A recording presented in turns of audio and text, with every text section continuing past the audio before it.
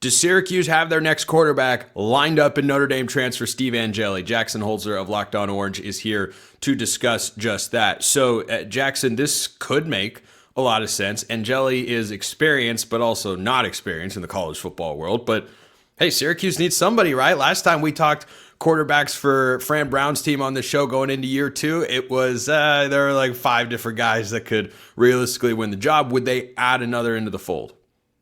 Well, they were always going to add one. Fran Brown made that abundantly clear. The question I've had this whole time is, what type of quarterback are they going to add? Are they going to add in someone that's going to just be depth, maybe compete for the backup job and just give it to Rickie Collins as the starter, which is what it appeared to be the case? Or were they actually going to bring someone in that could, at the very least, challenge Rickie Collins to be the starting quarterback? And this whole situation is really fascinating. Fran Brown and Syracuse already committed to Rickie Collins. They did so publicly. They anointed him the team's starting quarterback. Then all of a sudden it comes out that he's got this hand injury right before the spring game. So we never even got a look of him. All right. Afterwards, you have the whole saga with Trevor Pena. And now we're here bringing in Steve Angeli for a visit. And I think he slots into the category of, at the very least, I think he would push Rickie Collins in a quarterback competition. I don't know if Steve Angeli is going to end up committing to Syracuse. It's just a very weird thing going on with the Orange right now. It is strange. Injuries do happen in spring ball. There could be legitimacy there. The timing makes you turn your head and go, what is that really? Maybe it is. Again, you don't, no one ever plans to get hurt. So there's no, well, it would have happened earlier. The day before the spring game is kind of like, okay, all right, maybe. We'll see. Here's why this piqued my curiosity, Jackson.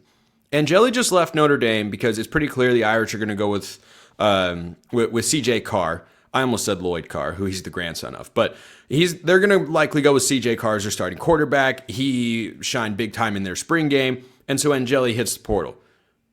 I don't suspect he would want to go to a place where he's going to again be the backup, because he would have just had that. And yes, Notre Dame has 3 options. I think Notre Dame would have had him as the number 2 guy for, a second straight season. So why would he go from Notre Dame to an ACC school where he can be the backup there to a team that's not going to make the playoff? This is where the confusion comes in and the interest in this whole situation. It's like, wait. If he's visiting Syracuse, I would get the sense they're telling him, you have a really good chance to be the starting quarterback here. That's my read on it too, because it's one of 2 factors. Either Rickie Collins is more hurt than what we are being told to think. I mean, they are saying like, oh, he'll be good for fall camp and all that. All is fine and dandy. Nothing wrong with Rickie Collins. Well, you're bringing in Steve Angeli, so is there something wrong with Rickie Collins' hand that we don't know about? Is it more serious? Or Rickie Collins was good enough to beat out Michael Johnson Jr.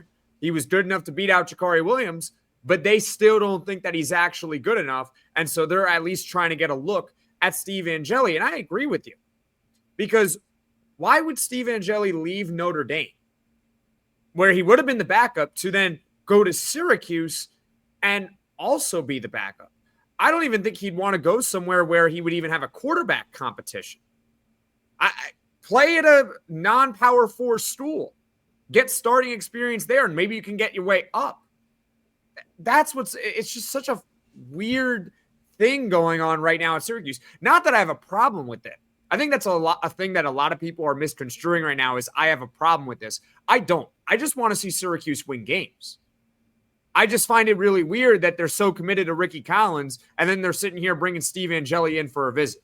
That's all. Yeah, I agree with you that you're right to be curious about like what exactly is going down. And let's say and a hand injury too. How many hand injuries are 5-month ordeals? I mean, we're pushing towards the end of we're pushing to. Now, I'm not a doctor, but I mean, we're pushing towards the end of April here. And if they kept an injury so serious, he's going to be out 6 months, which would push well into the season next year, and they need someone who they feel like could start right away, and they don't think anybody else is ready, then sure, I guess it would make sense. But if the public commitment to Collins is what makes this so odd, and maybe lends credence to the idea that, yeah, this hand injury thing is really serious, and we are not going to be able to have him ready by the time the season kicks off. And then if you're Steve Angeli, it would make more sense in that hypothetical world because, hey, even if they committed to this guy as a starter, the Patriots were committed to Drew Bledsoe until Tom Brady came in after he was hurt, and they said, yeah, this guy's too good to pass up. You would have a chance at a Power 4 school with some big-time games, including against Tennessee, and who, I thought they might add Angeli, but they go out and get Joey Aguilar from UCLA. You'd have a lot of opportunities to showcase what you can really do. So if that piece of information is just missing from the public's view, then that's why, we're all just sitting here perplexed. Correct. I echo everything that you are saying right there. Maybe the injury is so serious to the point where they don't feel comfortable with any of the backups and they want to bring in someone who they also think can start. And Steve Angeli, from his point of view, is saying, hey, I can be the modern day Wally Pipp. Or the opposite of that. Who was it that took Wally Pipp's spot? I completely butchered that. Is it DiMaggio? Who took it? Oh, gosh. Oh, goodness. There's going to be Yankee fans that are watching, or they're going to be hardcore baseball fans that know this. I just embarrassed myself. Let's pray this is an untrafficked segment. You totally understand what I am trying to say. This has happened before in modern sports. You brought it up with Tom Brady and Drew Bledsoe. I'm a Jets fan, so trust me, I'm traumatized from that moment. So, yeah, it would make sense it would make sense if there's an injury. If it's not that serious, what does that tell you, though? He was replaced by Lou Gehrig.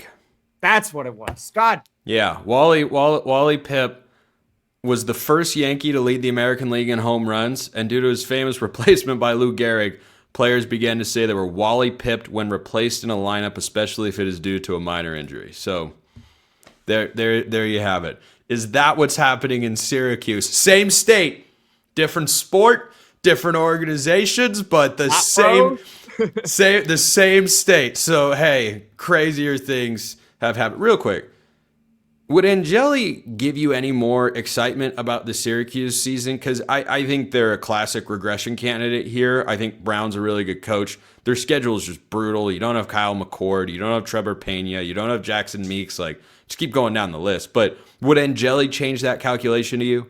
Good question. No.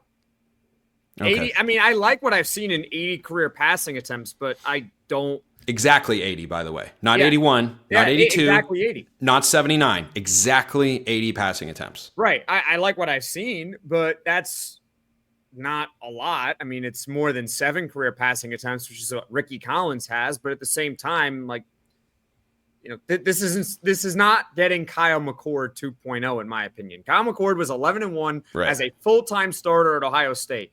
We knew what his floor was going to be at Syracuse. He ended up probably playing more towards his ceiling. With Angeli, with Collins, there is such a wide range of outcomes. There's the outcome, it's very far, where they could be Heisman Trophy candidates. And then there's the other side where they could literally be the worst thing you have ever seen in your entire life. It's a mystery box. We have no idea. Yeah, I'm really glad that's how many pass attempts Rickie Collins has in his career. I thought you were just giving everyone a math lesson of 80 is more than 7. I thought you were picking an arbitrary number. I'm really, really happy that has a logical connection there. It's not hard to remember that someone has only 7 career passing attempts. Yeah. That's enough. It sticks out in your mind right here. Don't even need a third hand right there. in you there. don't need 3 hands. You got it right here. You do need 2 hands though. So that's enough math. 7 fingers. I think that's enough math for today. Jackson Holzer, Locked On Syracuse. Appreciate everyone listening. I will see you next time, and until then, hope you have a wonderful rest of your day.